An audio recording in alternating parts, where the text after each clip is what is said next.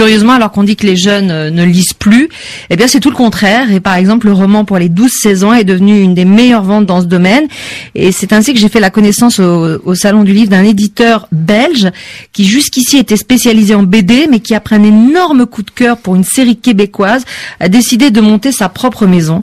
Il explique comment s'est fait ce déclic, Dimitri Kennes. Voilà une série de romans, La vie compliquée de Léa Olivier, que j'ai découverte l'année passée à Montréal.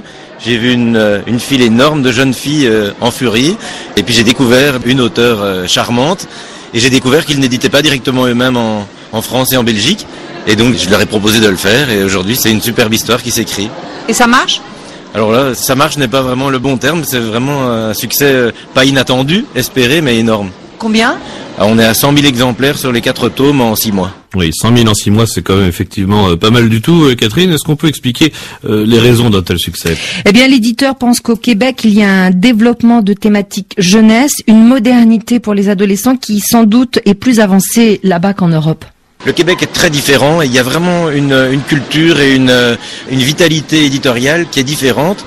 Et j'ai ce sentiment, je l'ai découvert il y a un peu plus d'1 an maintenant, que la manière dont les Québécois parlent, la manière dont ils font passer les choses, l'émotion, correspond à une époque aussi chez nous en Europe, quelque chose qu'on recherche, plus centré sur la personne, sur les personnages. Il n'y a pas de magicien, il n'y a pas de fantastique, mais il y a voilà des gens un peu comme nous qui parlent de ce qu'ils ressentent, de leurs craintes, de leurs envies, de leurs ambitions. Et ça, j'ai l'impression qu'aujourd'hui, c'est quelque chose qu'on retrouve et qu'on recherche chez nous aussi. Alors Catherine, on va se plonger avec vous dans cette série, La vie compliquée de Léa Olivier. De quoi s'agit-il ?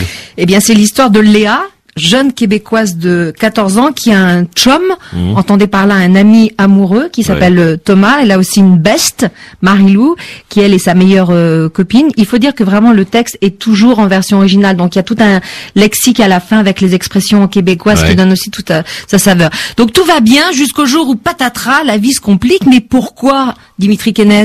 Mais parce qu'en fait, à 14 ans, elle doit quitter toutes ses copines, son école, elle déménage, son papa va travailler dans la capitale, à Montréal. Et donc, elle quitte un petit copain, pourra-t-elle vivre un amour à distance, restera-t-elle en contact avec ses anciennes copines? Donc le monde autour d'elle s'écroule, elle doit s'intégrer dans sa nouvelle école. Il y a une bande de nunuches, donc une bande de filles pas sympas qui la rejettent de la classe, elle vit plein de choses compliquées. Mais c'est toute l'histoire de notre vie, est-ce qu'on fait partie du groupe, est-ce qu'on est intégré, est-ce que je dois faire comme les autres pour être intégré? Il y a quand même pas mal de leçons de vie dans le bouquin sans être gnangnan, c'est-à-dire...